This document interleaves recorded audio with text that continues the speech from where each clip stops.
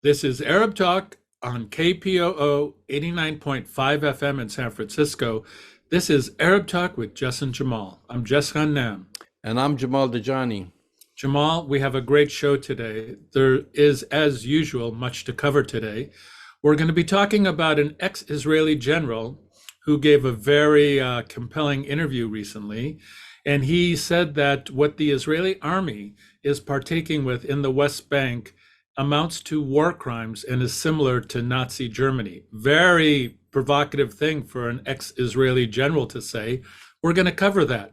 To me, this next story is also very interesting because we've been talking about it a lot. A Democratic congressional delegation is under fire for a recent visit to Israel that was funded by AIPAC. Surprise, surprise. Now, what is interesting about this is that it's the same AIPAC that invited the Democrats, is the same AIPAC that's working to defeat Democrats in the upcoming election. And who is the head of the Democratic delegation that went? None other than Hakeem Jeffries. So we're going to be talking about that. I can't remove the image of Hakeem Jeffrey looking so adorably and admiring Benjamin Netanyahu. Yeah, it was bro love. I would say that Hakeem and Benjamin Netanyahu have bro love, and that bro love is translating into a kind of attack on his own party because he's supposed to lead the Democratic Party. He goes on this junket. The AIPAC is working to get rid of Democrats. So we'll talk about that. But before we get to that, Jamal, we're going to watch and listen to a really great interview that you did with Israeli award-winning journalist, Haaretz correspondent, and occupied Palestinian territory, Amira Hass. She's going to talk about the increased settler violence that's been plaguing the West Bank and has been leveled against Palestinians in the West Bank. It's a very, very incredible interview coming from Amira Hass, and we'll watch that before we get to these other stories. One of my favorite journalists covering basically Palestine, Amira Hass. Let's watch the interview. Last week, another Israeli settler rampage invaded the Palestinian West Bank village of Burqa. Palestinian villagers did their utmost to resist the heavily armed settlers, one of whom killed 19-year-old Palestinian Qusay Jamal Ma'tan. Israeli military was noticeably absent, but when they did arrive, they arrested villager Ammar Asliye, who was wounded by gunfire, as well as 3 of his children who had rushed to stop the settlers from coming into the village. Settler attacks on Palestinian villages in the occupied territories like this one are ongoing, and Israel military forces offer backup and protection to settlers while apprehending Palestinians when they try to defend themselves against the invaders' aggression. They are implementing Israel's government and military policies. Joining us on Arab Talk this week is journalist Amira Hass. In her most recent article in Haaretz, Israel prevents Palestinians from defending themselves as it empowers the settlers. Amira Hass explains why it is that for Palestinians living under Israeli occupation in the West Bank, self-defense against Jewish violence is a criminal offense subject to arrest, trial, imprisonment, and heavy fines or even death. Hass is the Haaretz correspondent for the occupied territories and has been in this position since 1993. She is the author of Drinking the Sea at Gaza, in addition to other books. Welcome back to Arab Talk, Amira. Thank you. So let's begin. Explain what happened in last week's Israeli settler invasion of the West Bank village of Burqa, which ended tragically in the murder of 19-year-old Palestinian Qusay. For this, we should see the whole West Bank as strewn with new outposts, relatively new outposts, illegal and unauthorized settlements. Many of them in the past 10 or 15 years started to have sheep or cattle to join a family, one family and a group of youngsters, either armed, or only the grown-ups are armed, but very with a lot of hormones and zeal, holy zeal, even on Saturdays. They shoot even on Saturdays. And these people have realized, so we analyzed, but it was also said openly, that grabbing land only through construction of housing units is not enough. And also agricultural activity needs a lot of work, and you cannot get a hold of a lot of Palestinian land only through agriculture, which was the vogue at the end of the 90s and the beginning of the 2000s. So the new very, very clear, very obvious trend, and very learned, studied, planned trend, is to plant all kinds of outposts, of herding outposts, with one family, some of those groups, and some of those bully guards, bullies as guards, and sheep or cattle or cows. And they just spread, around in pasture land, which has served Palestinians for decades, if not more. Even send their cattle to Palestinian and sheep to Palestinian fields and orchards, and threaten Palestinians who try to defend their property and themselves and their cattle and sheep, threaten them, hitting them, beating them, using arms, shooting in the air, and very often also are accompanied by army, or sometimes the army comes later because there is a friction, and the army has the priority is to guard and to guard the life of Israeli Jews, even when they are engaged in criminal activities. So this is the reality. Now, Burqa is surrounded by several such outposts. Three are relatively old, and one goes and being dismantled and then built again. And lately, so we heard that the Israeli, even the military authorities, asked to dismantle this outpost, but Smotrich refused. And then there is a fourth one nearby, and relatively new. So from all over, this village of Burqa is encircled by these violent outposts. I heard already a year and a half ago that some people complaining that they cannot reach their land where they started to plant something because of one of the bullies in one of the outposts, which, by the way, is in the same site of an outpost that was removed about 8 years ago or 9 years ago. So it's a new outpost on the old site of an outpost, and the lands belong to Burqa. So the injustice here is manifold. Is from every angle you look at it, there is injustice. Now, I cross often. Burqa is actually a besieged village because of the oldest outpost. It is the villagers are not allowed to go straight from their village to Ramallah. They actually had a shorter way from their village to Ramallah, but it was blocked when the settlement of Psagot was built in 1980. So it's layer over layer and layer over layer of this injustice. Now they have been subject to much harassment over the past years from those outposts.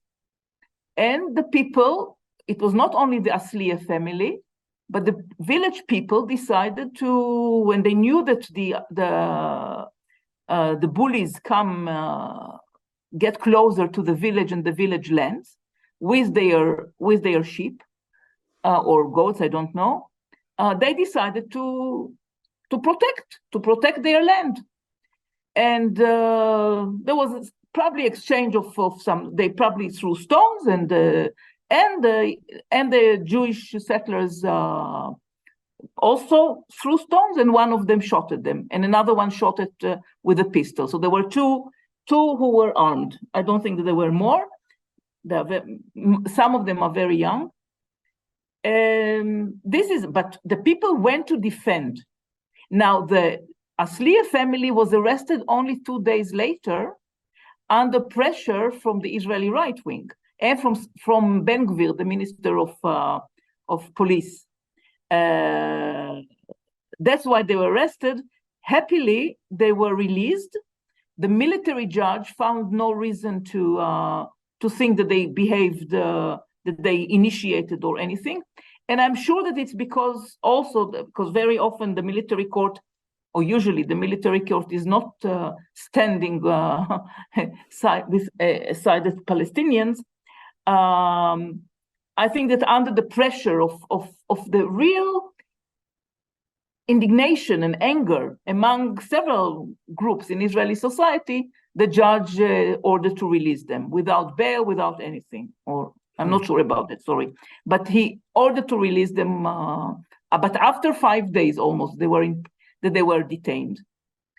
So my understanding also, because you're talking about the Palestinians who got arrested, also the two Jewish settlers were also arrested, Elisha Yared and Yael Indor, who are the suspects in the murder of the 19-year-old Qusay. Right. And then they were released to house arrest as their supporters were singing and dancing. Sorry. Yeah, go ahead.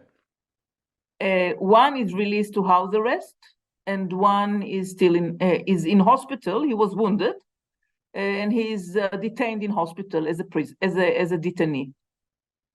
There are judges. I mean, the first instance of court, they ordered to release them to a house arrest. Then there was an appeal by the police. And then a higher instance judge decided to leave this in hospital under detention. So he is detained, yeah. And then of course later on today, there are his mates, his what we call the Hill Youth, etc., are going to have a demonstration in Jerusalem to call for his release. So let's step back here and reverse the scenario. If a Palestinian being accused of the murder of a settler, would he be released to house arrest during investigation, assume he or she even survives the arrest? Yeah. Of course, they are not accused yet. They are suspect. It's not. There is no accusation yet. They are suspect, and one of them only, I think, is suspect of the murder. Well, it's almost, no need to answer this question because, of course, the Palestinians would have been found immediately and would be put in jail and see a judge and then put under interrogation without having the right to see a lawyer for quite some time. Then his detention would be prolonged all the time until the end of the procedures, and he'll be. This is obvious. This is so. It has become such commonplace here that there is a totally different practice when you have an Israeli Jewish suspect and a Palestinian. Not to mention that one is the Jewish one is put in trial, is prosecuted by the Israeli civil court system, and the Palestinian is under military law and military court.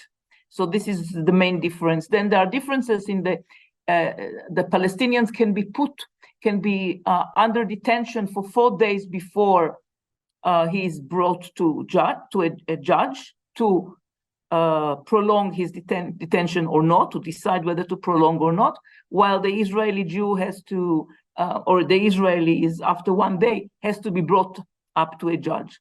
And there are all kinds of such discrepancies that tell what we are. I mean, there is a law for Palestinians and there is a law for Israelis. And if you are a Jewish Israeli, not a Palestinian Israeli, you'll have it easier with the judges. That's for sure. One of the suspects, Yared, worked as a spokesperson for a lawmaker in the far-right Jewish Power Party, led by Israel's National Security Minister Itamar Ben-Gvir.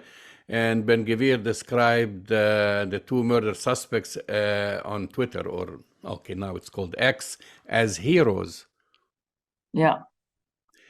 Yeah, there is, and when you look at what Elisha Yered wrote, I mean, he's been calling openly for killing Palestinians, and he's pushing the Israeli military to launch a massive military operation against the Palestinians, and it's clear that these kind of people push for escalation. An escalation that will enable all sides, I mean, both the military and mainly the groups among the settlers, will enable them to expel Palestinians, to banish them outside of the country. This is unfortunately we've seen this vector growing and becoming clearer and clearer over the years. There is a political, it's not political, it's a geographical, political aim, a goal behind this violence. This violence is not just the act of hooligans who sorry for the language, who haven't been laid, like it is a very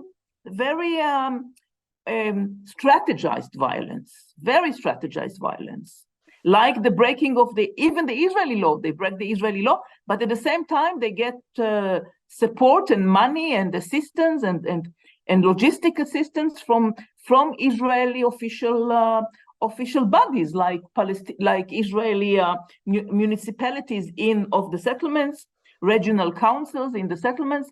They get help from institutions that get governmental money as well. So this is not the whims of a small group, a frustrated group, I don't know, for different reasons. Then the farce, as you call it, of the arrest of Amira Hass, who was wounded by gunfire, and his 3 children as they rushed to stop the invaders from coming into their village. Talk about how the victim becomes the criminal when one is Palestinian. Again, I think, yeah, here it's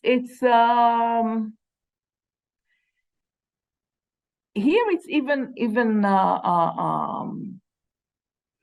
more standing out, because if nobody had been killed, had been murdered, maybe we would have hardly heard about this incident. Because Qusay was murdered, so there was more attention put to it. But you have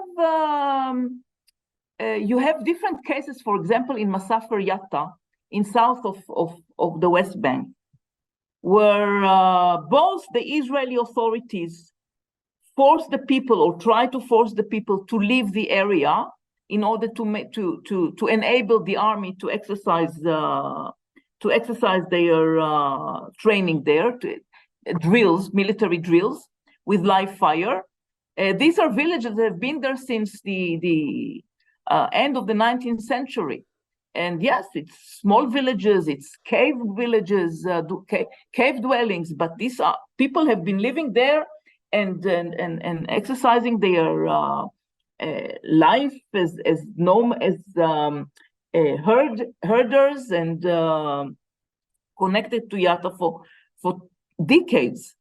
And now settlers also, now after the Israeli High Court authorized Israel to expel the people and destroy the villages, the army doesn't do it at one time, but slowly, with all kinds of restrictions here and there.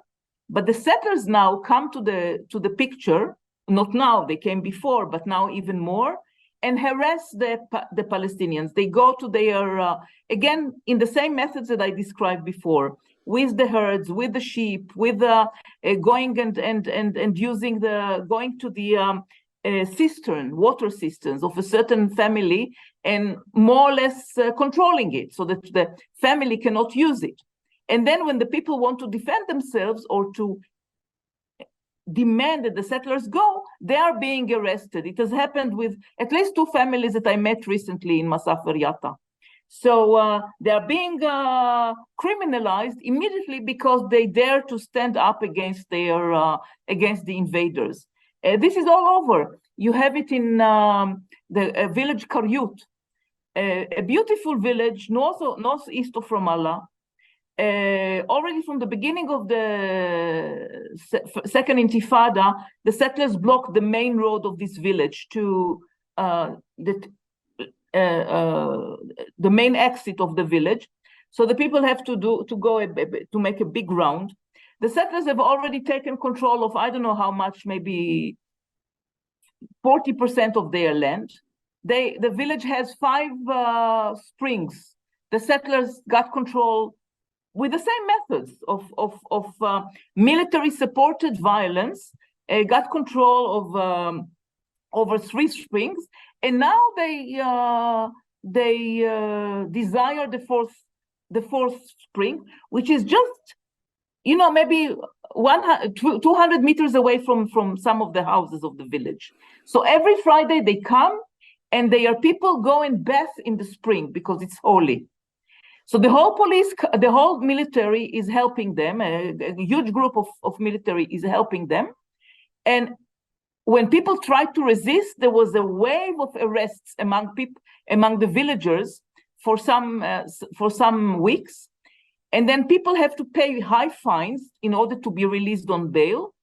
And this really kills the desire to resist, because you see that nobody is standing with you, and you just don't have a way to act against it.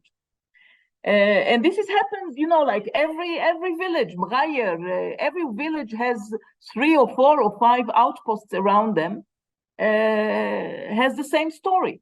You have Bedouin communities in the Jordan Valley that in the last year had to leave. Not Jordan Valley and a bit to the west. They had to leave because of all this violence. This is clear, and but it fits the Israeli policy of emptying Area C now from Palestinians. So it is not a policy that it's not a tactics or behavior of settlers that runs against the Israeli official policy. On the contrary, it assists the Israeli policy where they feel maybe a bit, maybe they don't have enough resources, or they cannot invent enough lies to tell why people should leave their homes. In your article, you mentioned actually about this policy, you mentioned accepted military policy towards supporting the settlers, various laws that prevent Palestinians from carrying any kind of arms, and of course, the complete disregard by Israel for its obligation as an occupier under international law. I want to get into that words, or the words occupied and settler, which are heard so much that I think they don't carry the outrage that they should. Let's be clear that Israel is and continues to flout international law regarding being an occupier. Occupied has a meaning. Can you explain that clearly for some of our listeners? Yeah, occupation is accepted in as I'm not I'm not good with legal terms, but and the more I live here, the less I understand the legal explanations of things. But from what I've learned from my left-wing friends, who are also lawyers, under international law and under international law, okay, wars are accepted. Wars happen, so the laws come to regulate life of civilians after the war or during the military occupation, to regulate the life in this what should be short period and an exceptional situation. And one of the main obligations is that the army assumes the responsibilities of an elected of a government in order to safeguard the life and the welfare of the protected population, which is the occupied population. So this is, and in a way, Israel acknowledges that it is a military rule. I mean, it doesn't matter now. We can discuss the terms, but Israel did accept, let's say, until Oslo. But according to international law, Israel is still the occupier. But from day one, after the 67 war, Israel violated its obligation because it started to build the settlements. And the settlements, as I write in this article, the settlements are a blatant violation of international law. Not only because it's written that the army should not, that there should be no transfer of the occupying population to the occupied land, but also it's against the welfare of the people. Every settlement and every settler are making have made and are making now even more Palestinians' life hell. The Israeli human rights group Yesh Din reported in February that out of more than 1,500 investigations of settler violence against Palestinians, this includes land seizure, trespassing, vandalism, as well as physical attacks on villagers and shepherds and their livestock, only 7% led to indictments. This brings up images of African Americans right here in the United States during Jim Crow. When faced with aggression by a white person, they could either resist and face being lynched or suffer the violence with no recourse. In your opinion, do you think that this is a correct analogy? Yes, it's you know, it's like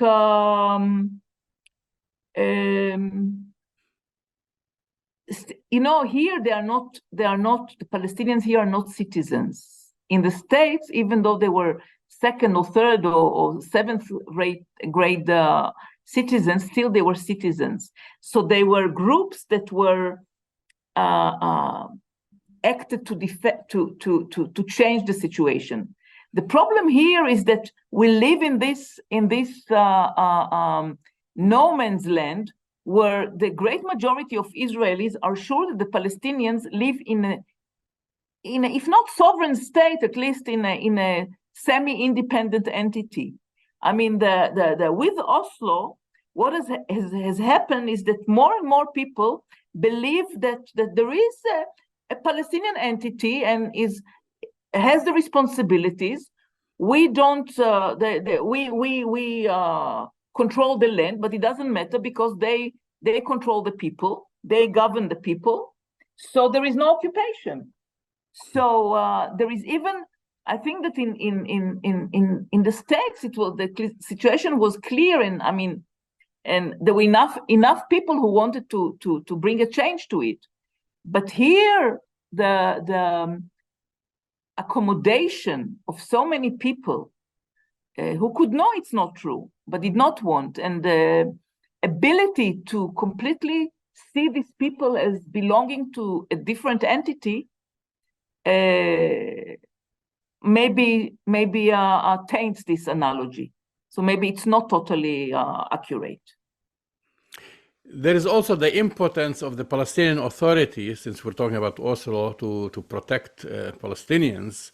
It also has no jurisdiction over any Jewish settler or any Jew for that matter, regardless of the crime perpetrated.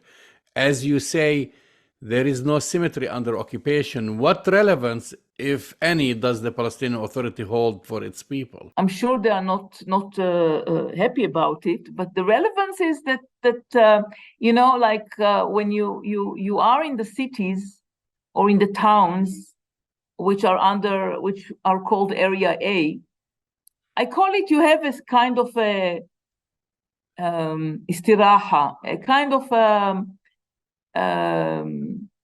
vacation from the occupation. So you have it in a very narrow area for if you don't leave it, then you can go you just listen on the news and you know from the news what's happening, but then you live as if you live normally in this And the PA, you know, like the PA was established believing that in 5 years it will be a state, and there will be a independent state and government. The thing is that the Israelis imposed, the Israelis from day one did not respect very major articles of Oslo. But one has to know, we know that the whole accords were designed in such a way that will be vague enough in favor of the Israelis. But there are certain articles which were not respected. At the same time, they demand the Palestinians to respect one of the articles that you know, or the promise to have security coordination. And to abide by this prohibition to defend Palestinians, or to act against Israelis if they come and attack Palestinians. It's not written in such clear words, but this is the reality. The reality that even sometimes settlers enter inside El Bire, where I live, or Ramallah, and if they are not escorted by military, the PA, so if they are escorted and if they are not escorted, the PA police is not there to defend the people. Then they come and they can vandalize cars and shops, as they did at least twice that I know in nearby my place. And there is no police to stop them, because they know if the police stops them, they will be arrested. So the absurd is that the Palestinian police is prohibited from defending its people, and it's actually obliged to act against its people when it comes to Israeli demands, like you know, people involved in armed activities, etc. The Israelis keep pushing them to go and arrest armed people in Nablus or in Jenin or elsewhere to do their job. But they cannot protect their own people. So this is such a contradiction and such an absurdity that I know that most of the people are upset of it, and upset by it, and there is no wonder. Most Americans here in the United States don't hear about settler crimes. The focus in the US media here is about the Israeli protests against the judicial overhaul. From your perspective, do you see these protests raising public consciousness about the military occupation, or fueling debate about, now we hear the word apartheid? It's not only now. Look, sometimes I wake up in the morning and I think that it will make a change, and I go to sleep and I say it won't make any change. So the protest is very impressive. And I think that it can achieve some things. If it succeeds, it achieves some things without even meaning to achieve those, in terms of Palestinians, especially in Israel. But so far, the government is continuing with its putsch, regime putsch. But we on the Israeli left were very disappointed in many ways, because the realization, the protesters, and I'm not talking about the military, but the rank and file protesters, some seem to be to understand more the connections, but it's not enough. And because there is such a strong emphasis in this protest, emphasis on the military, so it's a bit, it's one of those absurds that the military are protesting, because they're afraid that with a weakened judicial authority, they will not be protected vis-a-vis international criminal court, if they are prosecuted as war criminals. I mean, I was reading this morning, actually, in your publication in Haaretz, that one of the generals describing former generals describing what was happening in the occupied territories.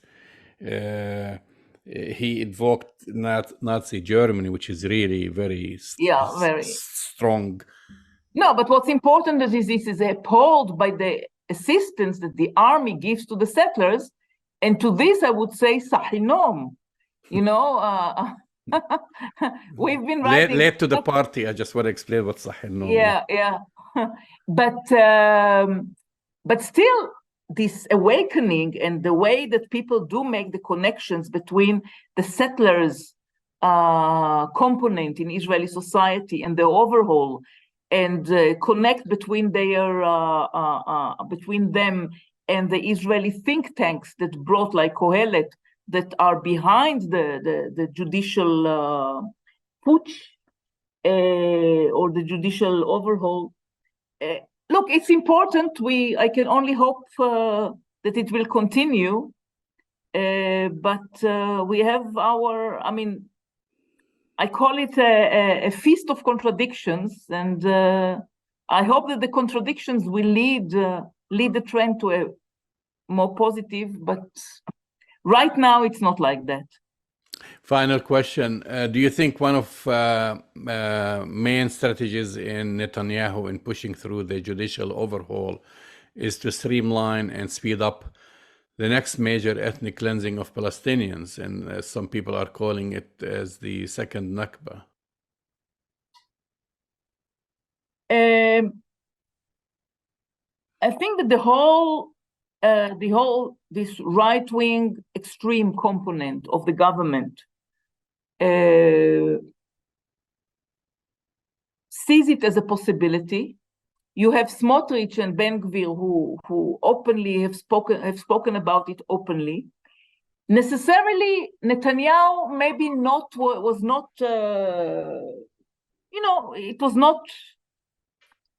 It was not part of his this open discourse that I can tell. But once he gave those transferists such an important position in his government, and once he decided to give Smotrich the responsibility for the settlements and for the land grab in the West Bank, and at the same time to be the Minister of Finance, who can decide how much more money to steal from the Palestinians, and when he makes Ben Gvir a Minister of Police, then it's clear that he doesn't care if the trend is towards this. What I say is that you have a big segment, a growing segment of Israeli society that maybe 30 years ago, 40 years ago, even Likud were disgusted by them and didn't want anything to do with them. But right now, it's a very strong component in the Israeli society. Doesn't have to be the majority, but get so much power that they can, with this, as I said, with this planned, strategized provocations, lead to such an escalation that will force the army to go on an overall military campaign, a military operation that will allow either the army or these groups of settlers, armed militias of settlers, to, as once was said, is to continue to complete what was not done in 48. This is the danger, but we are talking in order to prevent it from happening. I keep saying it's not a prophecy; it's a warning, because it shouldn't happen. We are not talking. We are not in a lab. Chemists who analyze chemical reactions. I mean, we live this, and we have to prevent this from happening. This scenario, but the danger is there. Amira Hass, thank you for coming on Arab Talk. Thank you. That's the voice and the face of Amira Hass, award-winning Israeli journalist from Haaretz, perhaps one of the most important journalists covering issues in Palestine over the last number of decades. She gives a very compelling picture and analysis of increased settler colonial violence against Palestinians living in the West Bank and basically how Palestinians are criminalized, Jamal, for just defending themselves. Blaming the victim. I mean, Exactly. this is the thing, and they go under the cover of the Israeli army, or the Israeli army looks the other way. They burn fields, they uproot trees, they kill shepherd sheep, and all of this is going on. Which she described, of course, all settlements are illegal and they are a violation of the Fourth Geneva Convention. But now what they're having now is what used to be termed as illegal outposts, but this current Israeli government, run by the likes of Itamar Ben-Gvir and Smotrich and so forth, they just like allow them to set up these outposts.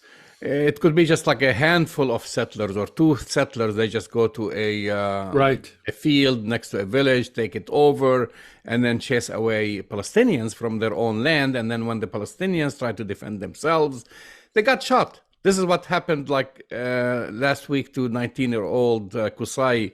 And then if they're not shot, they get arrested by the Israeli military for throwing stones, trying to defend themselves, or just confronting the settlers. It's another step, basically, in the ethnic cleansing of Palestine, and people have to pay attention to what Smotrich has said just a few days ago, and he said that the failure of Ben Gurion was not to complete the job of basically ethnically cleansing entire Palestine, and he wants to complete that job.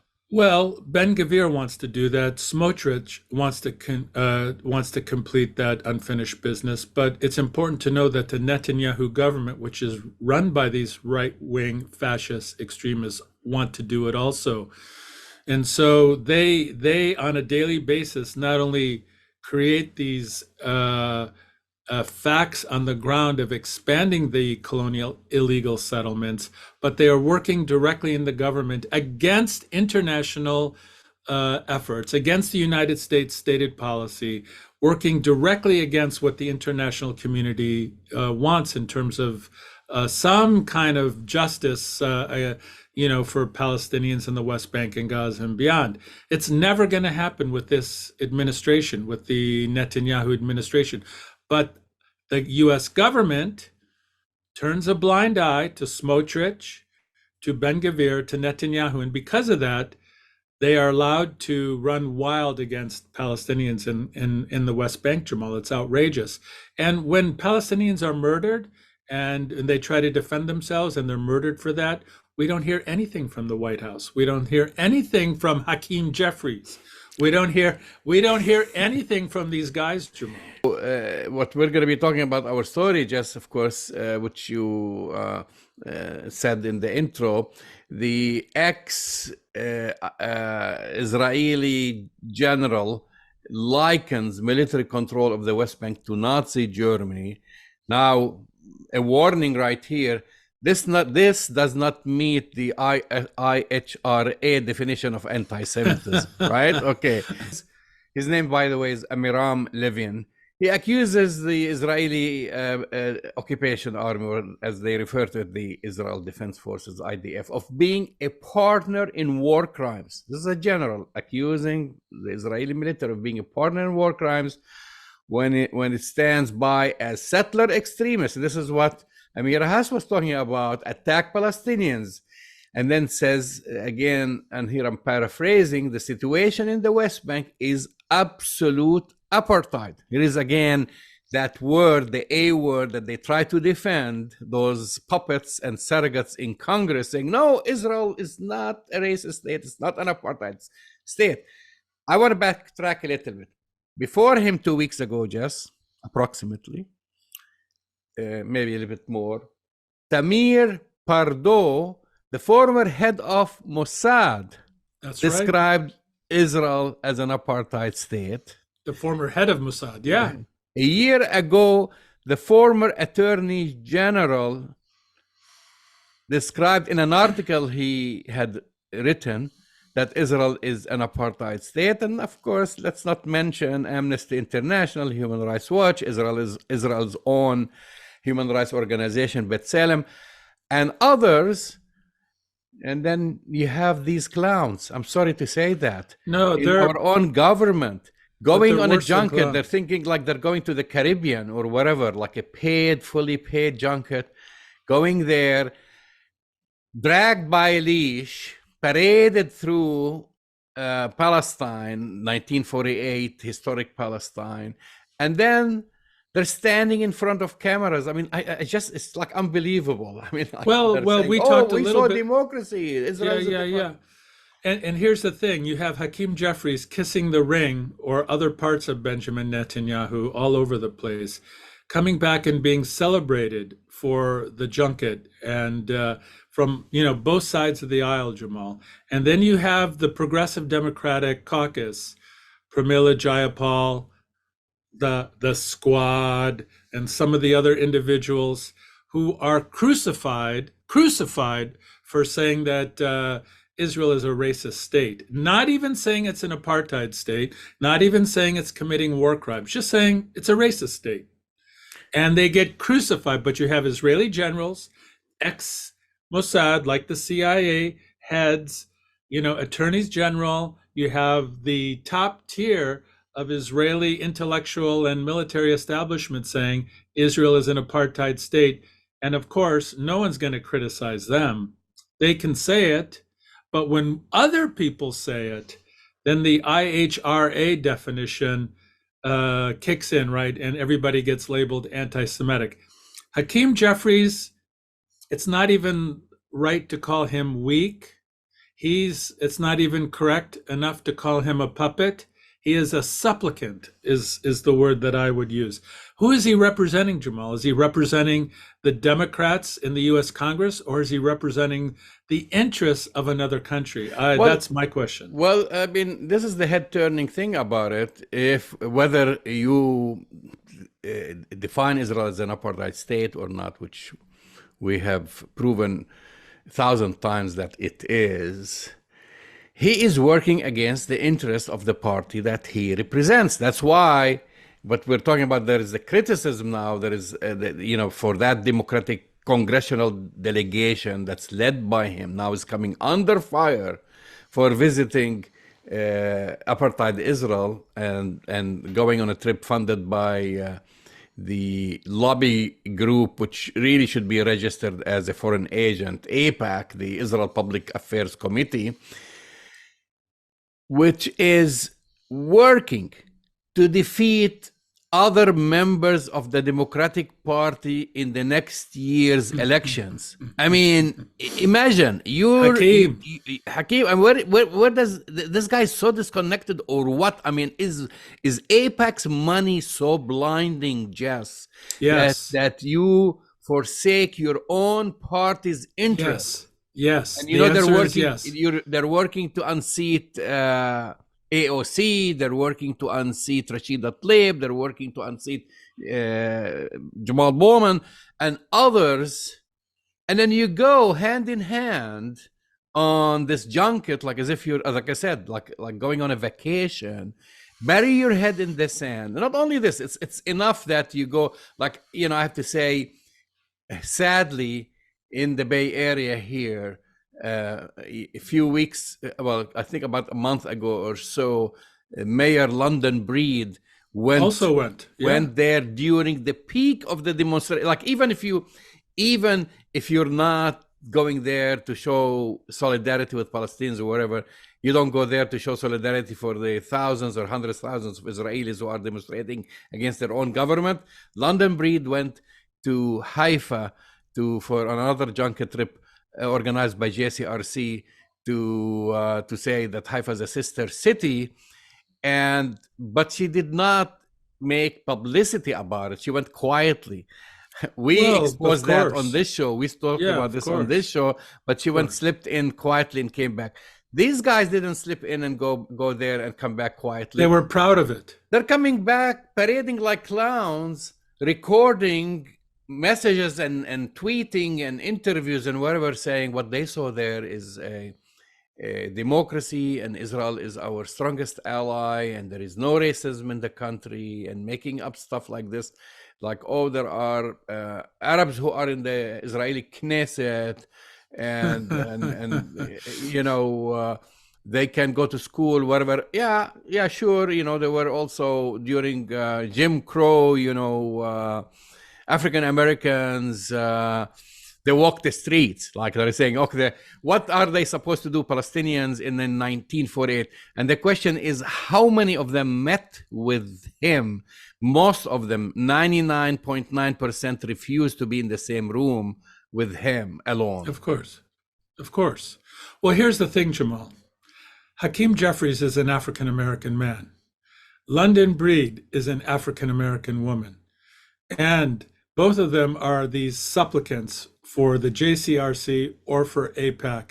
And the idea, and listen, the other thing about Hakeem Jeffries, which is kind of crazy, and with London Breed, they condemned Ron DeSantis for his statement about slavery being beneficial to African Americans, which is a crazy comment. So on the one hand, they're able to criticize Ron DeSantis for a crazy comment about slavery being beneficial to slaves, which is crazy by itself. But the parallel is there. Saying that Israel is a democracy and celebrating it, Jamal, is like saying slavery was good for the slaves. It's such a crazy denial of reality that Hakeem Jeffries, and look at his name, Hakeem Jeffries, is living in a delusional world. And to answer your question directly, yes, he's serving the interests of another country ahead of the interests of his own party and his own country, Jamal. Full stop. And guess what? He gets away with it.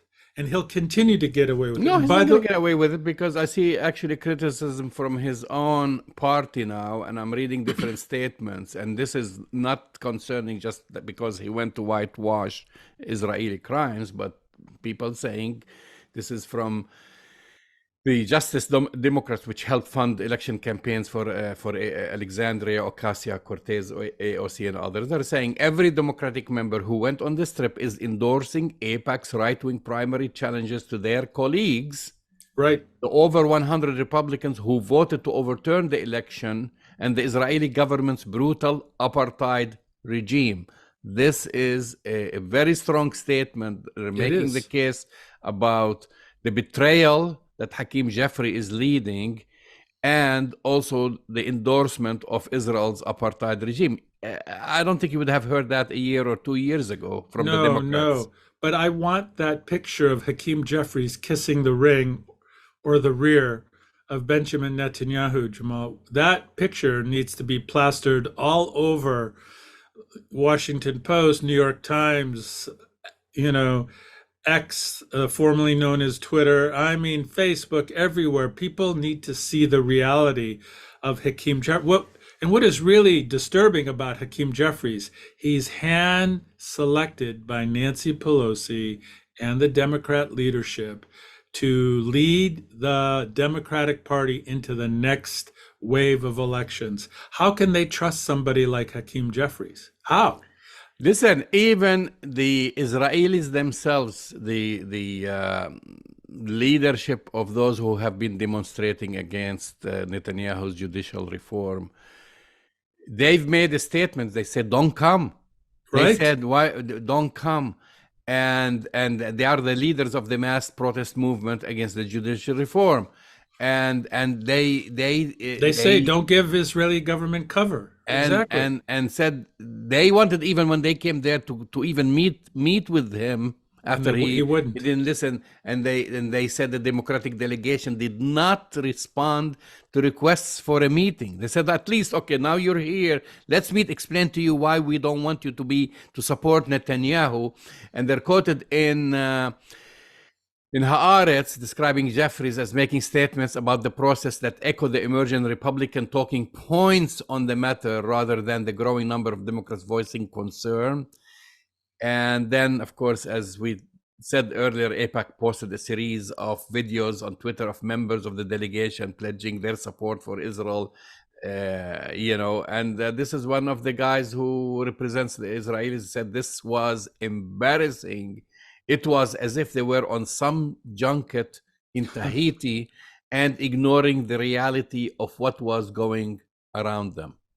Exactly, Jamal. Very strong statement coming from Israelis condemning Hakeem Jeffries. But as I said, despite that criticism and the criticism from the AOC committee, the problem is that he will skate free. He will not have any consequences. He will not be held accountable. I think it's, I mean, to me, and I know this is a strong statement, it borders on treasonous, it's treachery. It's, you have a black man here supporting apartheid. It's kind of mind-boggling that he could as I said before, he could criticize Ron DeSantis, yet go to this place where people are being oppressed and occupied, killed, murdered. By the way, with U.S. money and U.S. support and U.S. weapons. So Hakeem, what? I don't even want to say what's going on. We know what's going on. You're serving the interests of another country, and you're not serving the interests of the Democratic Party, let alone your own constituency, let alone the country which you have sworn to uphold and protect. It's kind of bizarre. I mean, we need to release the name of all the Democrats that went on this junket, Jamal, not just Hakeem. Hakeem is the leader, but we should release all of these names. Tone deaf. They're all tone deaf. I guess money is blinding. I also recommend, which we don't have time to talk about it, an article I read by Max Blumenthal. Oh, yeah. Addressing Hakeem Jeffries, who says he serves his AIPAC masters, and which I didn't know a lot about Hakeem Jeffries. I mean, but this one delves into his past and talks about how back in 1992, Hakeem Jeffrey published an op-ed for his college newspaper denouncing Clarence Thomas and Colin Powell as house Negroes and token blacks, propped up by racist moneyed elements to advance their interests of the white masters and so on. He quoted Augusto Sandino, the Nicaraguan guerrilla leader who resisted the U.S. marine invasion of his country, to paint the U.S. military as the policemen of the Wall Street bankers. And then fast forward 30 years later, Hakeem is junketed to Israel as the leader of an AIPAC delegation of Democratic members of Congress, including several black and Latino progressives. Great article, because it kind of goes way in depth about the past, before and after Hakeem, and sadly, that's what happens to politicians when they make it to Congress and they start seeing all these interest groups throwing money at them, either to defeat them or to elect them, and they Jamal, sell their principles. But AIPAC's stated mission is to defeat Democrats. Come on. He doesn't care. Yeah, that's my point. Hakeem is in a world of his own, and whatever it takes for him to be held accountable, it may not be today, it may not be tomorrow, but eventually it's going to catch up to him, because Hakeem Jeffries is on the wrong side of history. Again, Jamal, he may have been on the right side of history in 1992 when he called out Clarence Thomas and Colin Powell, but today, 2023, in August, he's on the wrong side of history, and eventually he will account for that. You've been listening to Arab Talk on KPOO San Francisco 89.5 FM. Go to our website, arabtalkradio.com, to download the latest shows, and we'll speak to you next week. See you next week.